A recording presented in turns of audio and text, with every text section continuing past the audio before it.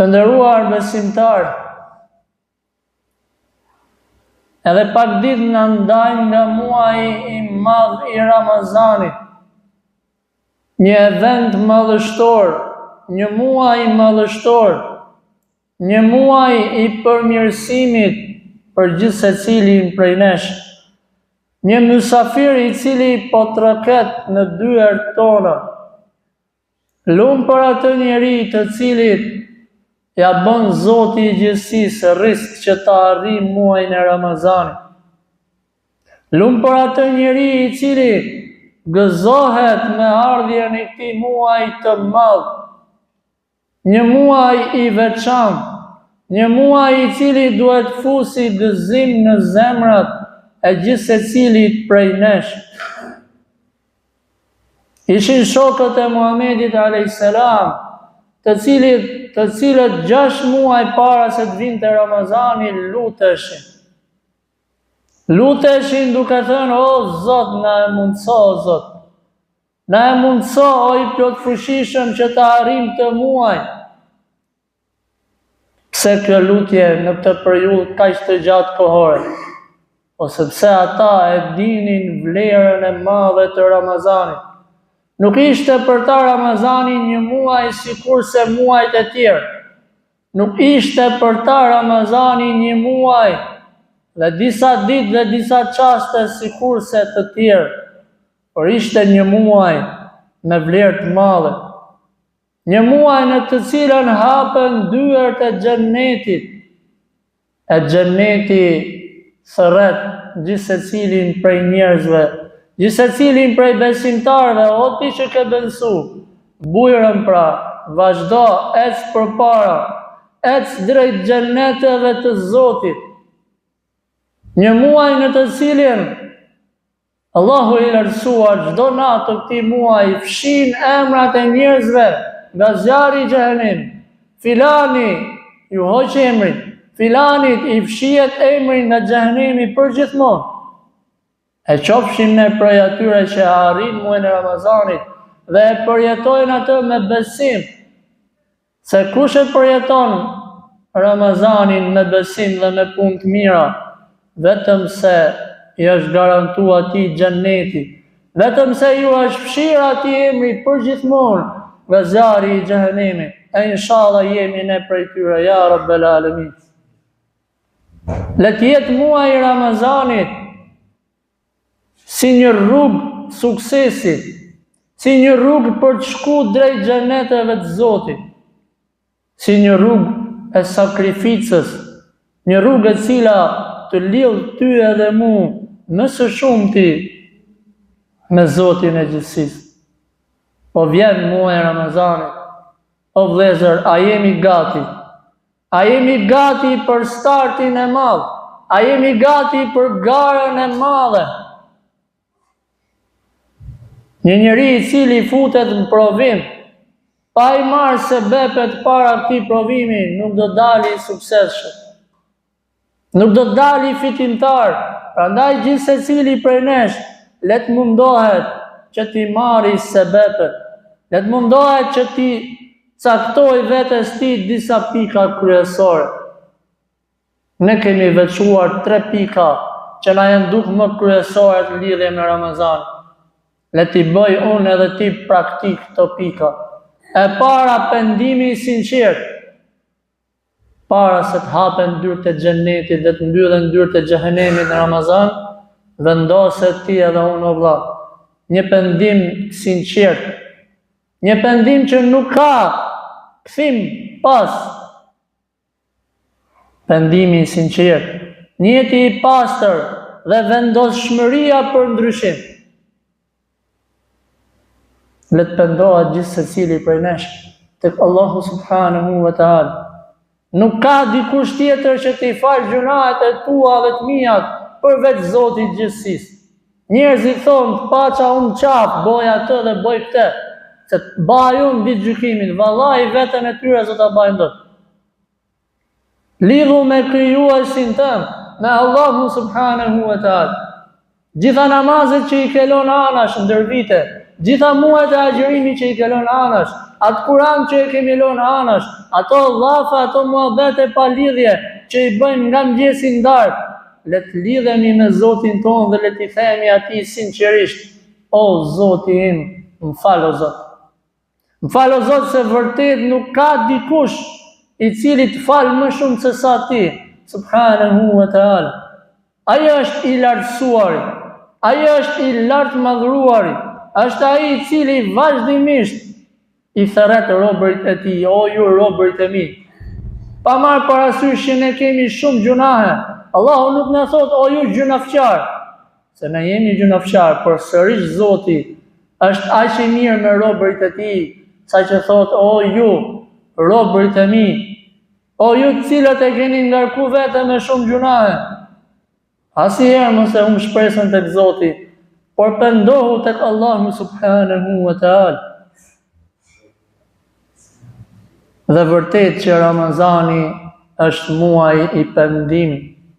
Dhe vërtet që Ramazani është muaj i pendimit dhe i kthimit tek Allahu subhanahu wa ta'ala.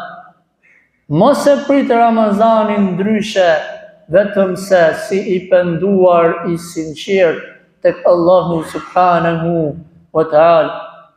Allahu i lartësuar ka thënë në Kur'an, në ajetin e agjërimit: ju a kam bërë detyrë agjërimin që ju të jeni më të sinqert me mua, më të mirë, më të ruajtur nga gjunahet. E pendimi, padyshim që është dera e cila i kthen robërit e Zotit tek Zoti i tij. Le të kthehet gjithsecili prej nesh tek Zoti i tij me një pendim të sinqert. Allahu i lartësuar ka thirrur në Kur'an dhe ka thënë: ja ayyuhalladhina amanu tubu ila Allahi taubatan nasuha. Kthehuni tek Allahu, o ju që keni besu, me një pendim i cili është pendim i sinqert, i cili nuk është një pendim me 2 apo me 3 mendje, por pendim i sinqert vetëm me Zotin tënd. Leja anash hoxhën dhe filanin dhe fistekun, ti edhe unë, drejt për drejt me Allahu subhanahu wa ta'ala. O Zot, kam bërë këtë dhe këtë gabim, dhe Allahu i din gabimet tona më mirë se sa ne, dhe më mirë se sa çdo kush tjetër. Dhe t'i kthehemi Allahu subhanahu wa ta'ala me pendim të sinqert, dhe pendimi i sinqert është që njeriu gjunahun që e ka bërë ta lejë në moment. Gjunahun të cilin e ka kryer ta lejë atë në moment. Pendimi i sinqert është me të ardhur keq për gjunahun që e ke bërë. Pendim i sinqert është që njeriu të jetë i vendosshëm se me lejen e Zotit inshallah nuk do të kthehet më tek gjunahet. Dhe pendimi i sinqert është nëse i ke hyrë hak dikujt me ja kthy hakun atij. Me ja kthy hakun atij, të cilit ti edhe unë i kemi hyrë në hak, sepse Ramazani është portë e madhe. Ramazani është portë e madhe e pendimit.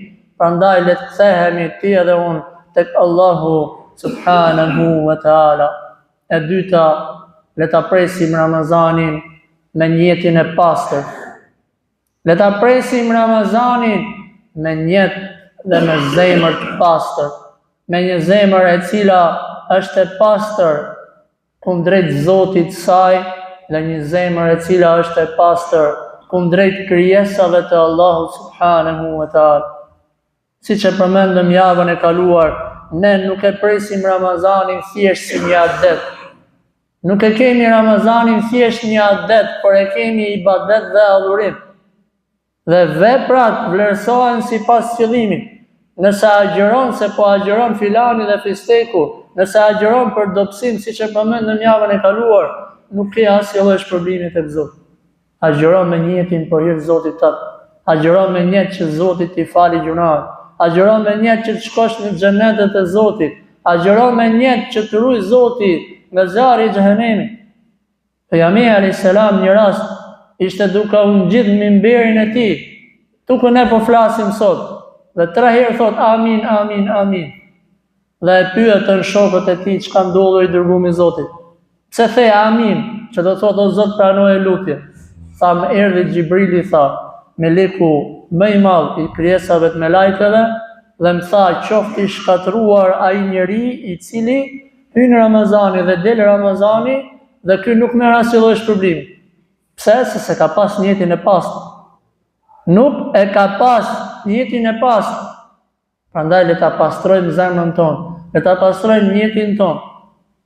Ka prej agjëruesve, thotë pejgamberi alayhis salam, që nga agjërimi i tij merr vetëm se uri dhe etje. Pra thjesht ripa un papi, nga krau tjetër 100 zeza.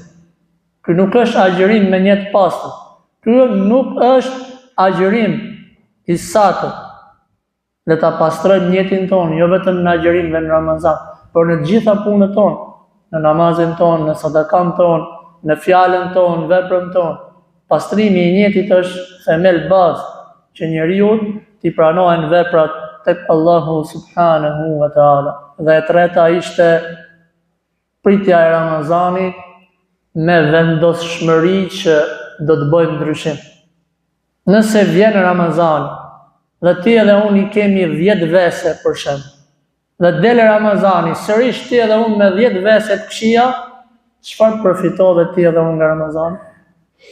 Nëse vjen Ramazani dhe ti i ke 10 vese, dhe del Ramazani, del me 12, me 15, me 20 gjuna e tjera, çfarë do bie të boni ty agjërimi jot? Çfarë do bie të boni Ramazan?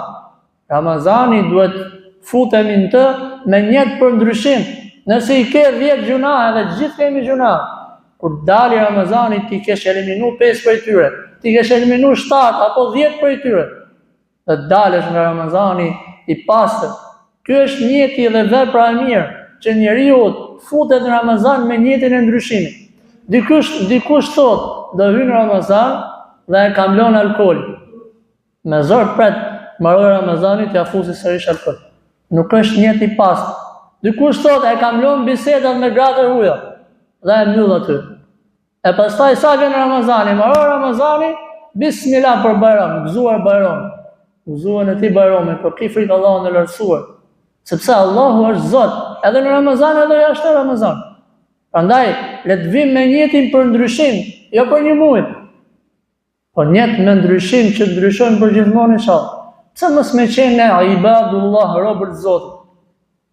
Po kjo është fitore më e madhe, ikën vallai pasuria, ikin, gjitha ikin. Mbetet vetëm se puna dhe vepra e mirë. Pejgamberi alayhis salam tha, kush nuk e len punën dhe fjalën e kot, Allahu thot nuk ka nevojë që ai ta lejë ushqimin dhe pijen. Pra po s'u largove nga puna dhe nga veprat e kota, s'ka nevojë Zoti me ne ti pa hënë dhe pa pi. Në aspektin që nuk merr asnjë lloj shpërblimi. Përveç se do të marrësh urinë dhe etjen, sepse agjërimi nuk është vetëm agjërim i stomakut dhe i barkut tënd. Pra agjërimi është agjërim me sy, pra më u largu nga shikimet haram, agjërim me veshët tua, agjërim me gjuhën tënde. Le të përmirësohemi dhe le të futemi në Ramazan me njetin e pastër për ndryshim. Le të vendosim ti edhe unë që me lejen e Zotit sot, me lejen e Zotit në ditën e parë të Ramazanit, do të harroj namazin tim. Do t'i fal 5 vakte, e pastaj edhe jashtë Ramazanit do të vazhdoj këtë gjë. Me lejen e Zotit, le të vendosim që ti edhe unë do ta fal namazin me xhamat sa të ke mundësi, që ti edhe unë do ta le për gojimin, do t'i le gjunahe, do t'i le haramat e mëdha dhe të vogla. Njeti i mirë dhe i pastër që njeriu të bëjë ndryshim për hir të Zotit subhanahu wa taala. Mos ta bëjmë Ramazanin thjesht një stacion të përkohshëm të ndalesave, të harameve, e pas kësaj pastaj vazhdoj avazi jon i përhershëm dhe i përditshëm. E lutim Zotin ton që na mundsoj që ta arrijmë të muaj të madh, të muaj të begat. E lutim Zotin ton që ta bëjë Ramazanin një pikë kthese, një pikë pendimi dhe një pikë sinqeriteti tonin në lidhje me Zotin e gjithësisë. E lutim Zotin ton që na mundsoj që ta arrijmë Ramazanin dhe ta përjetojmë atë në formën më të mirë dhe në formën më të duhur, dhe Allahu e bëf sebeb për Ramazanin që të na shtohet besimi dhe lidhja me krijuesin ton, me Allahun subhanahu wa taala.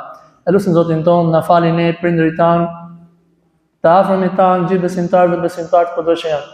E lutim Zotin ton çdo të smur, Allahu i lartësuar ta shërojë me shërim të plot, ato i cili është mirë me shëndetin e tij, Allahu t'i ruaj shëndetin dhe t'i zgjasë jetën në punët e hajrit. Subhanakallahumma bihamdika ashhadu an la ilaha illa ant astaghfiruka wa atubu ilayk.